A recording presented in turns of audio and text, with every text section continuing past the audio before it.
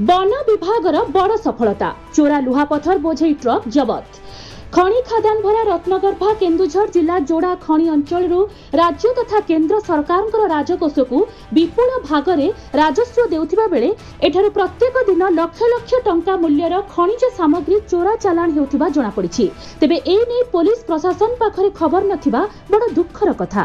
खनिज चोरी रोकिबाकू जाई प्रशासन विभिन्न ज्ञान कौशल आपणाइथिले मध्य वर्तमान पर्यंत सफलता पाई पारि नाही।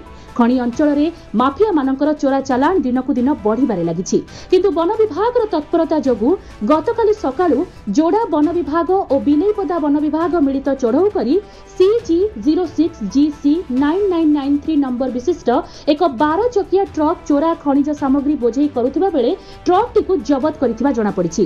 तेबे चढ़ऊ समय रे चालक जंगल भितरकू दौड़ी पळेबारे सक्षम होईछि।